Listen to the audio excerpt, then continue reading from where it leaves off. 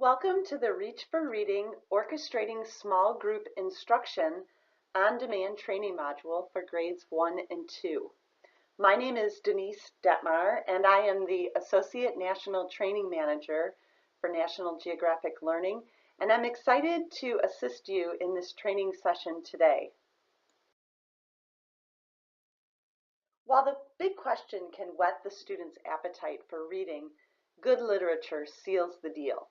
Reach for Reading includes Caldecott and Newbery winners, as well as National Geographic exclusive articles and interviews with scientists and explorers.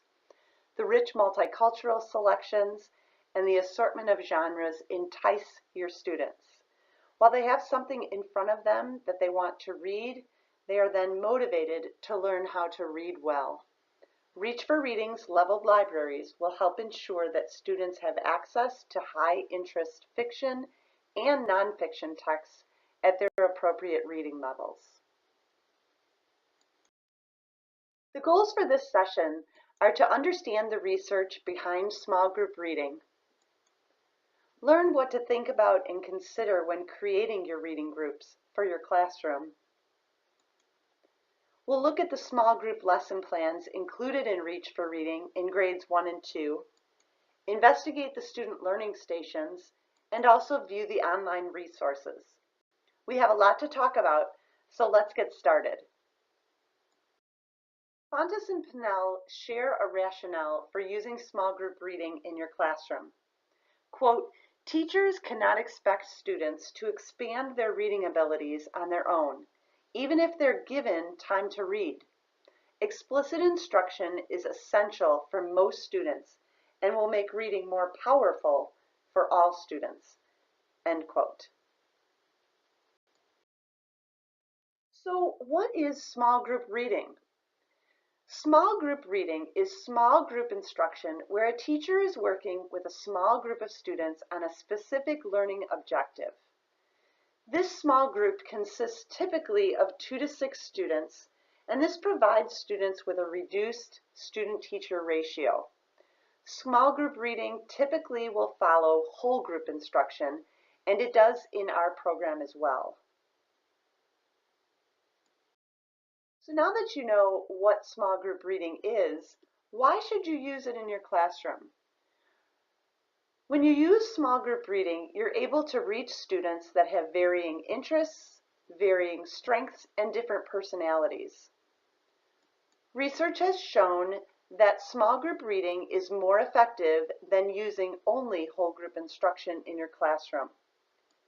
Small group reading allows for flexibility and individual growth.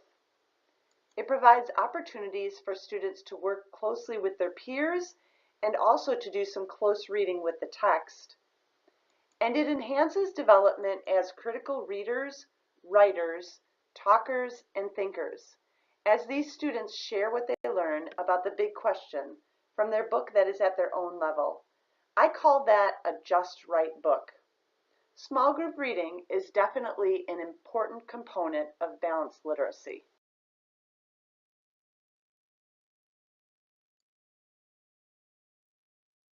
Students develop as individual readers while teachers are available for support and scaffolding.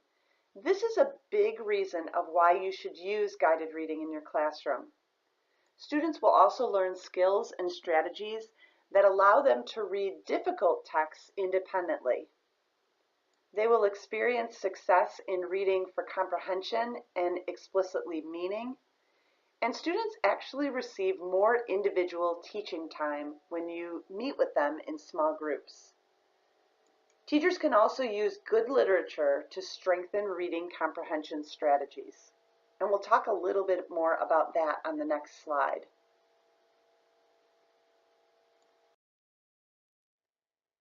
Let's talk about the Reach for Reading instruction. Implementation of Reach for Reading follows a best practice approach to instruction. Although there are many grouping formats that teachers may use for reading instruction in their classroom, we focus on 2 primary types: heterogeneous groups and homogeneous groups. Whole group instruction targets the needs of the heterogeneous group in the form of mini lessons during your small group reading time. These two types of instruction are meant to be teacher-led: heterogeneous whole group instruction or homogeneous small group instruction. In the small group, while the teacher is working with this small group of students, there will be other groups of students or partners who are working independently from the teacher. Too often in guided reading sessions, the comprehension focus points are random, and they're usually guided by the content of the text selected rather than teachers choosing the text based on the comprehension focus being explored in the whole class setting. So what you're doing during whole group instruction, as far as the skill or strategy, is different than the skill or strategy that you're using or teaching in small group instruction. This can be very confusing and not very consistent for students. In Reach for Reading, we focus on the same comprehension skill and strategy. In whole group instruction, we teach and model that strategy or skill, and in small group instruction, the students are working at a text that is at their level and applying that learning in a small group session. Today we're going to focus on the small group reading format in Reach for Reading.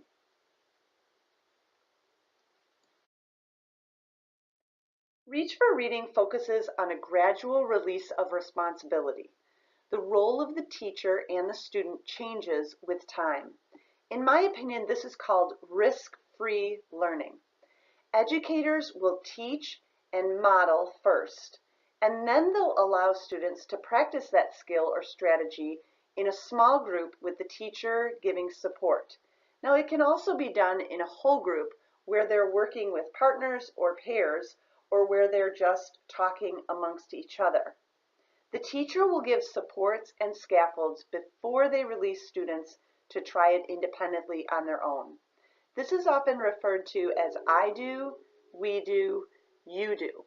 And you'll notice on the graph here, as you move through the modeling, sharing, guiding, and applying the instruction, the role of the students increases while the role of the teacher decreases.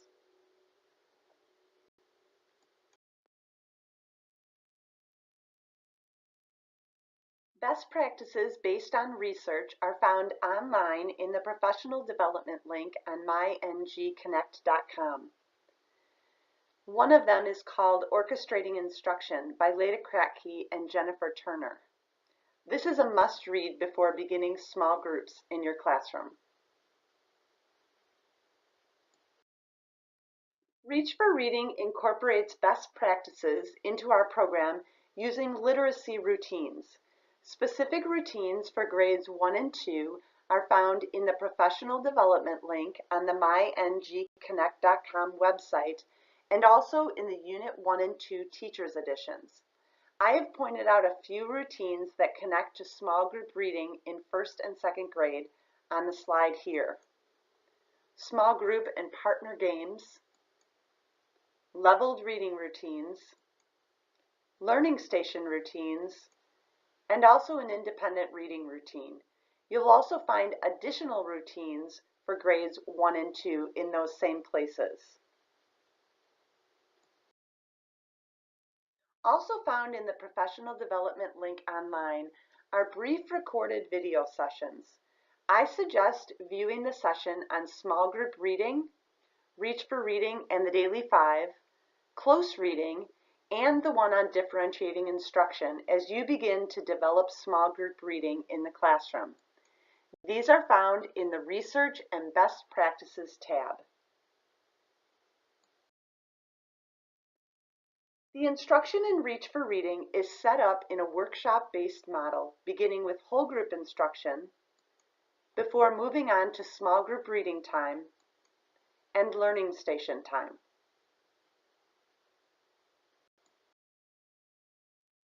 There are many ways to group your students for small group or leveled reading instruction.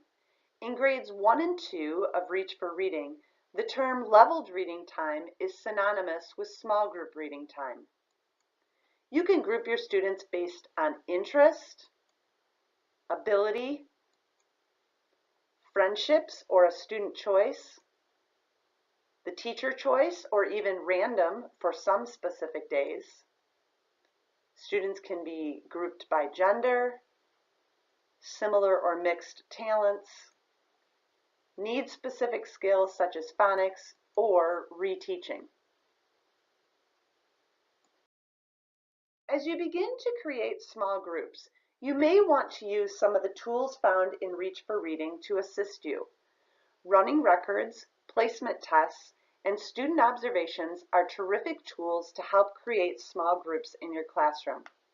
Keep in mind, these groups will be flexible and may change throughout the year as students progress and also need reteaching in specific skills and strategies. Let's look at some of those tools next.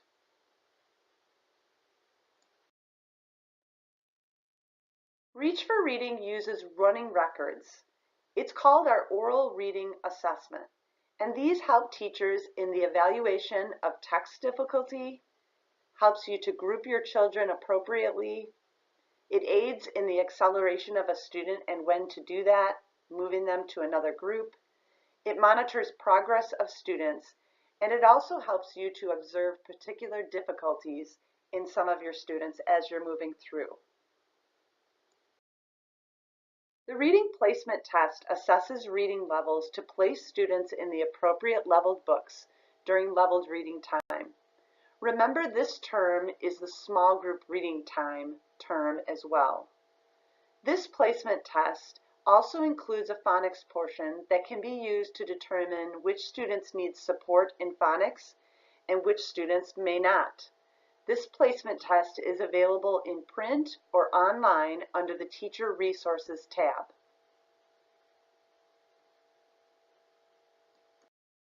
Let's look at the table of contents for Unit 1.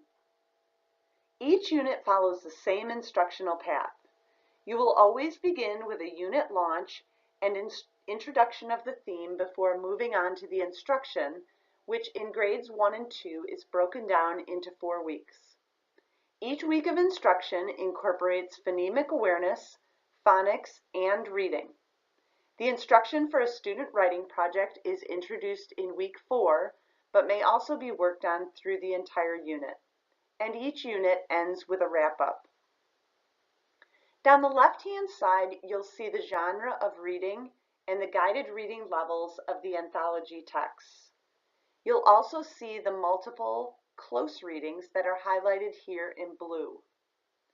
The phonics skills and read on your own decodable books are listed on the right, and the leveled libraries with the guided reading levels are listed along the bottom.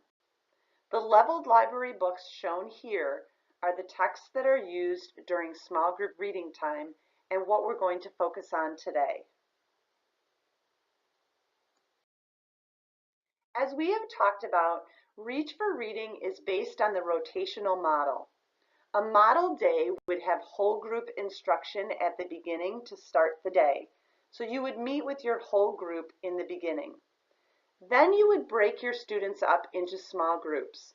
And while the teacher is meeting with small groups for leveled reading or differentiation, the students are at learning stations and engaged in independent workstations. Then you would bring your students back for whole group time. This is a beneficial way to wrap up the day. Keep in mind that time frames will vary depending upon your schedule, along with the types of stations depending on your district mandates. Remember, leveled reading and learning station times occur simultaneously as shown here.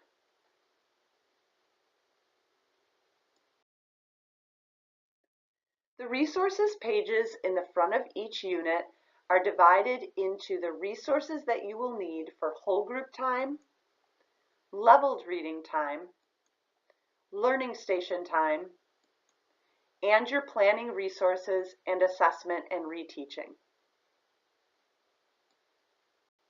We're going to specifically look at the learning station resources and the resources you'll use for leveled reading.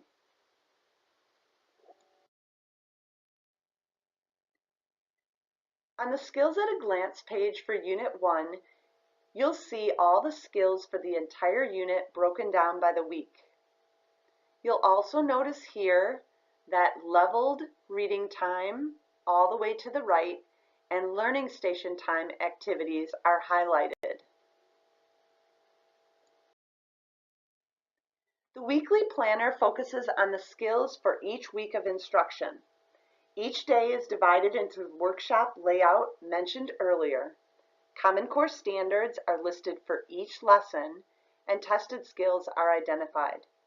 You'll notice here with the blue arrows that on each weekly planner, you will notice the lessons and skills for leveled reading time and also activities for learning station time, along with assessment and reteaching all the way to the bottom right.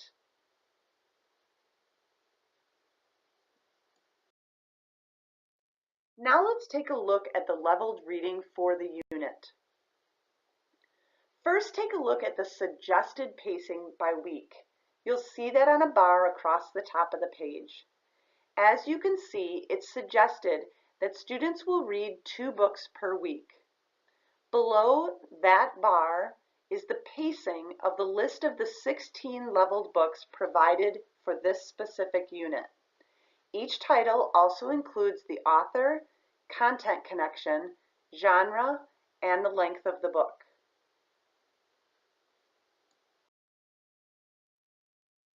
The next 2 pages provide specific details for the reading routines you'll be using during leveled reading time. The time frame should be flexible and fluid as long as it meets the student's needs. You'll also notice here that objectives are on the top left side along with the program resources for both print and technology. You'll also notice the Common Core standards listed below. Practice masters and graphic organizers are used to reinforce the comprehension strategy, connect across texts, and practice skills. The leveled reading assessment resources include a speaking and listening observation log, a reading strategy assessment, and a reader reflection. These are found in the assessment handbook and online. So let's take a look at the small group reading lesson format found in Reach for Reading. The small group reading lessons follow the same format each week. This format includes teachers selecting and introducing the text, students reading and integrating ideas, and finally connecting across multiple texts with other students. Teachers also have an opportunity to connect conferences with students each week.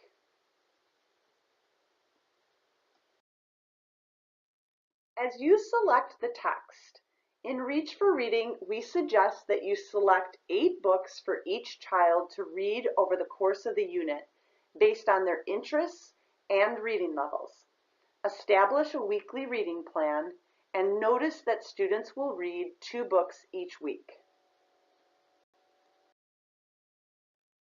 Now, it's important for you to select the right text for the students.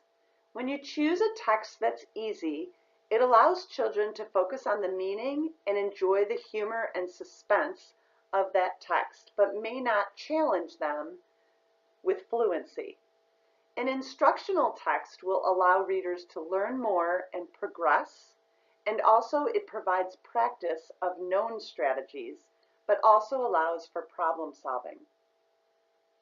A difficult text may be discouraging to a reader, but it also may encourage students with a challenge. So you can choose different types of texts for different weeks of instruction based on your intention and motive for why you're using that text. We begin by introducing the text. The teacher assigns the test based on students' reading level and interest. The teacher will then introduce the text, tell the title and the story summary. You may choose to picture walk through the text, which is especially helpful for EL students, and then activate prior knowledge using the lesson plan as a guide. Each text has its own lesson plan, and you'll notice here a summary of the text, prior knowledge questions, and a preview of the text.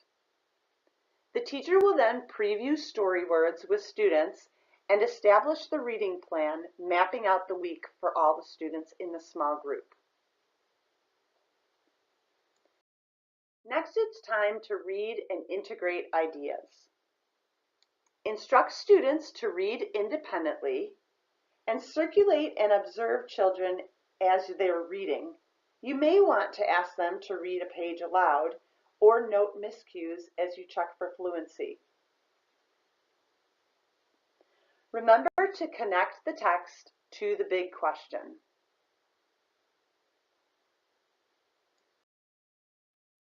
Next, pairs will reread the book and discuss. Students may complete the graphic organizer together after knowing what skill is emphasized. Remember that the skill that you're teaching during whole group is going to be the same skill that you're working on during small group. Monitor partners' discussions and allow students to share their completed graphic organizer with each other or with their small group. Teachers will instruct students to self-assess next. Students may use the Leveled Reading Assessment Master to evaluate their ability to read on their own and apply the skill. Remember, there are several opportunities for reading and integrating ideas.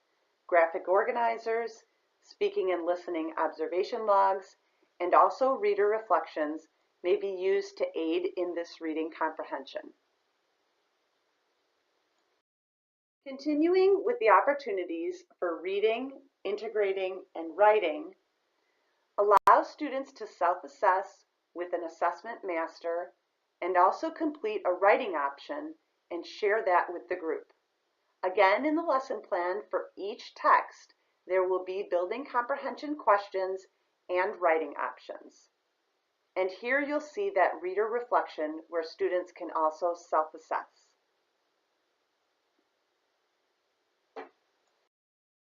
Next, it's time to connect across texts.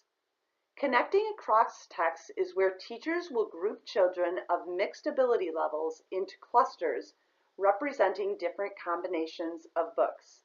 You may want to choose one or two students that read a more difficult text with one or two students that read an easier text so that they can share the similarities and differences. Remember that all 16 books are tied to the theme and also connect with the big question.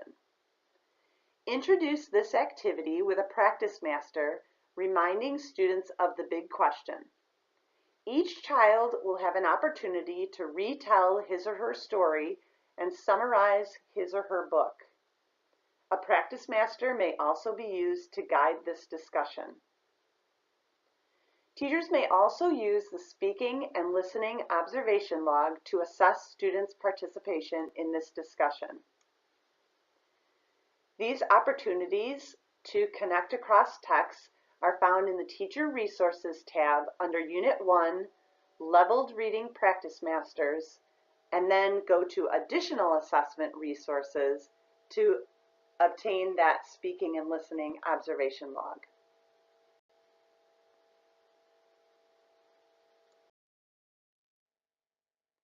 Conferences may also be connected next with individual students. Teachers will assess reading and writing and plan intervention or acceleration for the following week. A list of additional recommended books is also included to guide children in choosing books to read independently. You'll notice that page here. Use the recommended books to guide children in choosing the books that they will continue to read on their own. This list will include award-winning books as well as Common Core exemplars, and there's also a suggested author study featuring an author of one of the selections they've read in the student anthology. This is also a great enrichment option for advanced students. The pages that follow the reading routines provide teaching resources for each of the leveled readers. For each reader, you will have an overview of the book, including a title, author, page count, genre, and content connection, a summary of the text, prior knowledge activation questions, a preview of the text, comprehension questions, and also writing options.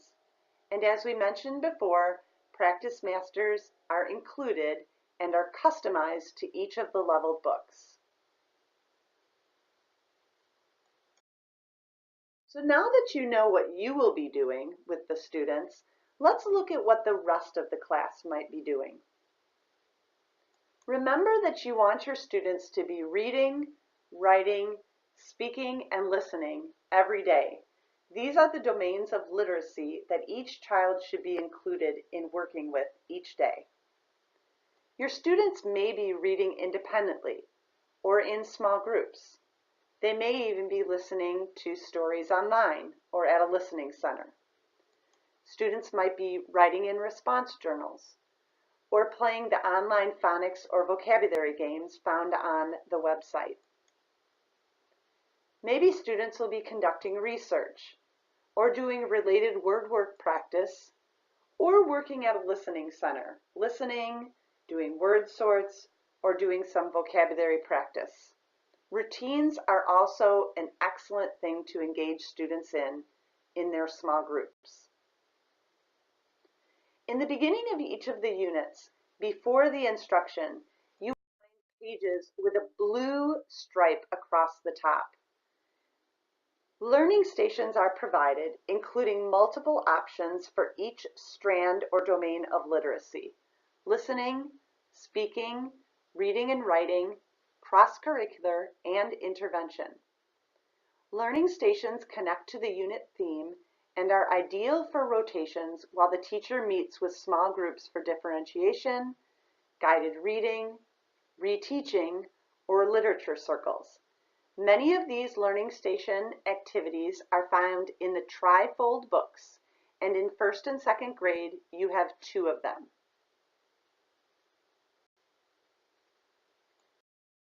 Students may also be participating in the daily spelling and word work lessons.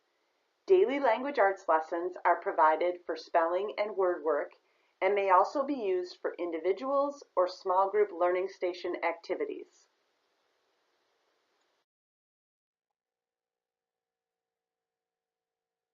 Daily grammar is also provided as part of the daily language arts lessons.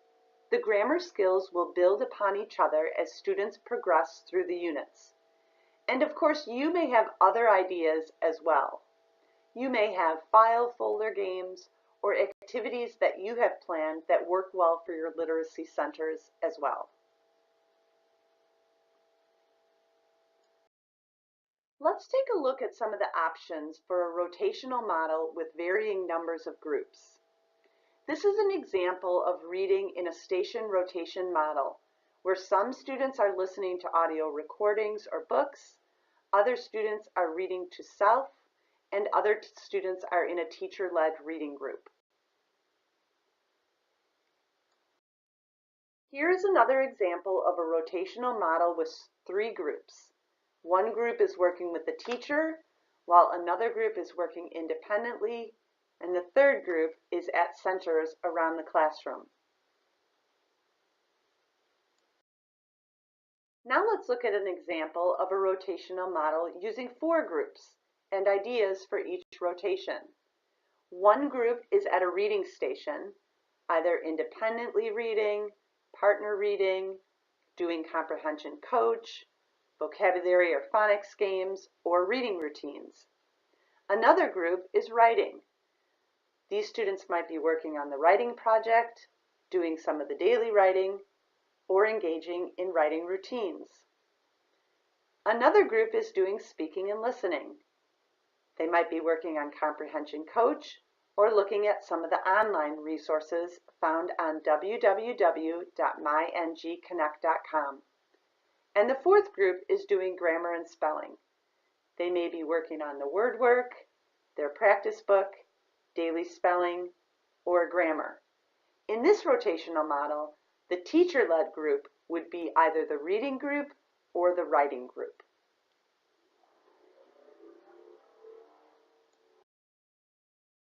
Here's another example of 4 groups, where one group is meeting with the teacher, Another group is at computers or a listening station. The third group is doing seat work, and other students are doing stations. And this shows an example of 5 groups in the classroom. One is with the teacher, one is doing grammar lessons, another doing reading, a fourth doing speaking and listening, and the 5th group writing. Choose the rotational model that works best for you and works best for your group of students.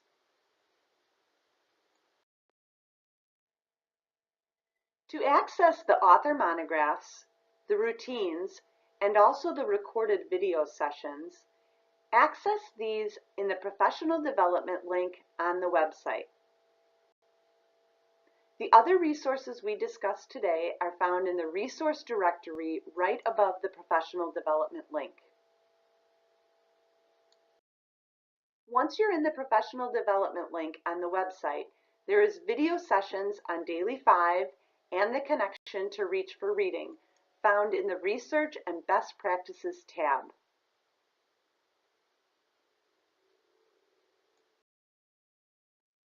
There are so many different options with ideas for small group reading on Google.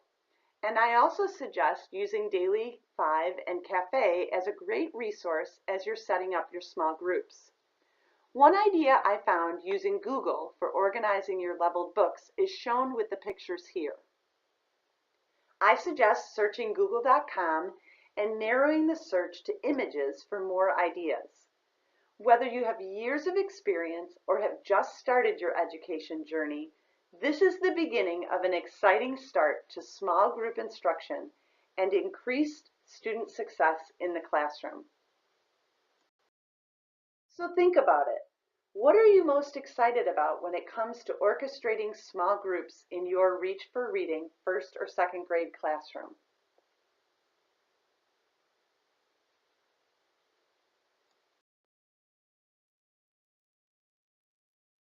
Today we had some goals for this session. We looked at understanding the research behind small group reading. We learned what to consider when creating reading groups. And we looked at the small group lesson plans that are included in Reach for Reading. We also looked at activities or student learning stations that are found in Reach for Reading and also ideas that you might have on your own. And we also viewed the online resources that I hope you'll go back to and assess as you begin planning for small group instruction. Thank you so much for joining me today for the Reach for Reading Orchestrating Small Group Instruction on-demand training module for grades 1 and 2. I hope you found this session beneficial, and I hope you'll view more of the on-demand training modules as you begin to see Reach for Reading successful in your classroom. Thank you so much.